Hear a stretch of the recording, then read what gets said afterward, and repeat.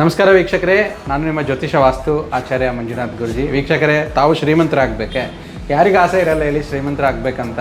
ಇದಕ್ಕೆ ಬಹಳ ಉತ್ತಮವಾದ 3 ಪರಿಹಾರಗಳನ್ನು ಇವತ್ತು ನಿಮಗೆ ತಿಳಿಸ್ತಾ ಇದ್ದೀನಿ, ಗಮನವಿಟ್ಟು ಕೇಳಿ. ನೋಡಿ, ಮಹಾಲಕ್ಷ್ಮಿ ಚಂಚಲೆ ಅಂತ ಹೇಳ್ತಾರೆ. ಸೊ ಯಾರು ಹೇಳ್ತಾರೆ ಮಹಾಲಕ್ಷ್ಮಿ ಚಂಚಲೆ? ಆ ಮಹಾಲಕ್ಷ್ಮಿನ ಕಟ್ಟಾಕಬೇಕು. ಯಾವ ರೀತಿ ಕಟ್ಟಾಕ್ತೀರಾ?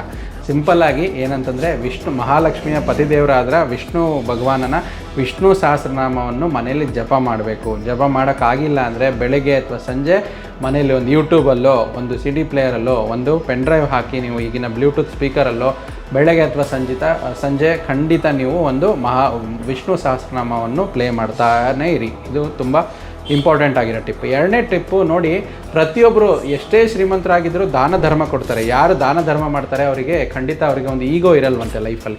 ಅದಕ್ಕೆ ತುಂಬ ವಿಶೇಷವಾಗಿ ಹುಣ್ಣಿಮೆ ದಿನ ಯಾರು ನೀವು ದಾನ ಧರ್ಮ, ಯಾರಿಗೆ ದೇವಸ್ಥಾನಕ್ಕಾದರೂ ಕೊಡಿ ಅಥವಾ ಬಡವರಿಗಾದರೂ ಕೊಡಿ, ದಾನ ಧರ್ಮ ಮಾಡಿ ಹುಣ್ಣಿಮೆ ದಿನ ಒಳ್ಳೆಯದು.